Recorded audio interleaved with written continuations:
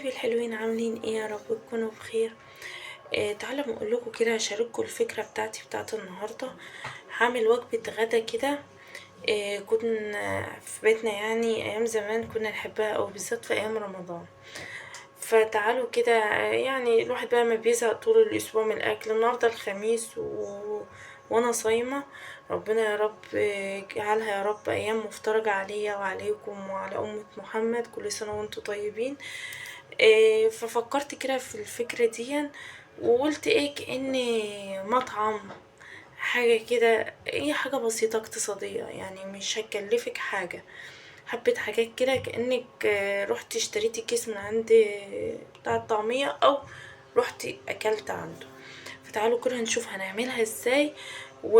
ويا رب تعجبكم، واللي هيعجبه يقول لي ايه الفكرة حلوة ولا لا. انا قلت بس اشارككم الفيديو، انا عارفة ان كله شاطر بيعرف يعمل، بس قلت اشارككم معايا الفكرة. تعالوا بقى ما نشوف هنعمل ايه. شو حبايبي، تعالوا الاول نبتدي ايه بالبصله والثومه اهيت بحبه زيت. حبه فول بقى. تعالوا بقى ما نشوف لغايه ما تتحمر كده، اما لونها يعني يتغير. شو بقى نحط معاها كده طماطميتين، فلفلايتين مقطعهم كده، دقيقين نقلبهم. اه بعد كده هنحط شويه عصير من الطماطم، قيمة 3 طماطميات بالظبط اللي انا عصراها، عشان بس ايه ياخدوا ويدوا كده شويه مع بعض، ويبقى ايه منظر الفول بقى حلو. هنا بقى هنحط لها شويه ملح، شويه فلفل، شويه ايه كمون، ونسيبها بقى على جنب كده لغايه لما ايه الفلفل اللي فيه يعني ايه يبتدي يدبل كده. وبعدين تعالى بقى ما نحط ايه بعدها الفول. شو بقى بقت عامله ازاي. هنحط بقى عليها ايه الفول. شو الفول جميل ازاي. اه هنبتدي بقى نقلبه، نبتدي بقى نعمل له تقليبه كده حلوه. شو على فكره ريحته والله تحفه، قلب البيت. هنسيبه بقى لغايه ايه لما يعني زي يعني يجمد كده شويه صغيرين. وبعدين بقى ايه نقدمه مع بعض. تعالوا بقى نعمل ايه السندوتشات اللي هي ايه بتاعت الفوال. تعالوا ما اقول لكم هنعملها ازاي. حبايبي شوفوا بقى، انا جبت عيش اللي هو بتاع التموين بتاعنا العادي اهو. اه وبعدين حطيت فيه ايه طعميتين كده، زي ما انتوا عايزين بقى حطوه فيه اهو. حط فيها بقى طحينه كده. انا بقى ما بحبش البتنجان، انتوا لو بتحبوه حطوا، انما انا ما بحبش البتنجان. وانا عامله سلطه اهي، واروح بقى احطها كده اه. مطعم ده ولا مش مطعم؟ مطعم ده ولا مش مطعم؟ اه نقفله بقى. تعالوا بقى نحط ايه جنبه. ايه انت عايزه بقى تعملي سندوتشين 3 زي ما انت تحبي اهوت.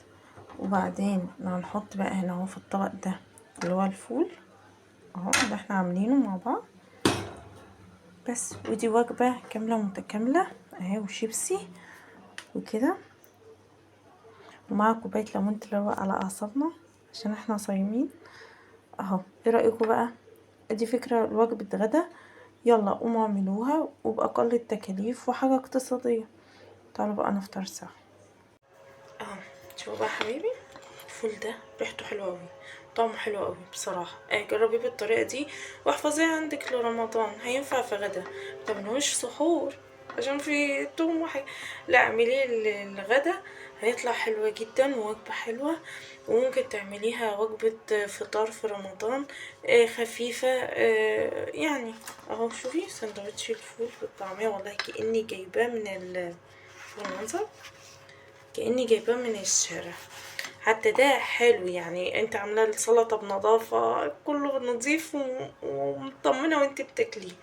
انا اصلا ما بجيبش الحاجات دي من الشارع خالص، انا كله بعمله في البيت، سواء فول اي حاجه. وعلى فكره انا الطعميه بعملها كمان في البيت، بس انا دي صراحه ربنا شارياها ما عملتهاش. ليه؟ إيه يعني بصراحه بتاخد الزيت كتير. انا عندي والله حتى كيس طعميه في الفريزر، بس يعني قلت بس اشارككم معايا الفكره كده النهارده، محدش يقول لي ايه اللي انت عاملاه ده، وايه إيه ده حاجه سهله احنا ماشي، بس انا قلت اشارككم الفكره بما ان واحد محتار مثلا ما معهوش فلوس، الا بسيطه حاجات ممكن يجيب حبه فول يعملهم في البيت وعمل وجبة، مش لازم يعني يزود في الموضوع، حبة طعمية عمل سندوتش مع حبة سلطة، الدنيا مشت. بس هي فكرة قلت اشارككم معايا فيها، ويا رب يجعلها ايام خير عليكم. وتعالوا بقى افطروا معايا، لسه عامله عصير الليمون اهو. النهارده الخميس، طبعا الفيديو ده هينزل لكم يوم الجمعه، وشوفوا بقى وقولوا لي ايه رايكم في الفكره، حلوه ولا لا. وما تنسونيش بقى في لايك ومتابعه وحاجات من دي. والنهارده بقى النهارده الخميس انا هعمل بث مباشر وهتكلم معاكم كده في شوية حاجات، يا ريت اللي يشوف الفيديو ده يوم الجمعة يرجع للبث ويقول لي ايه رأيه في الكلام اللي انا هقوله، ماشي. واللي عاجبه يقول لي، واللي مش عاجبه خلاص. وعايزة بقى اقول لكم سؤال بقى النهاردة. آه القرآن الكريم كام جزء؟ بما اننا داخلين على شهر رمضان، طبعا دي سؤال سهل يعني. اللي يعرف يقول لي في الكومنتات.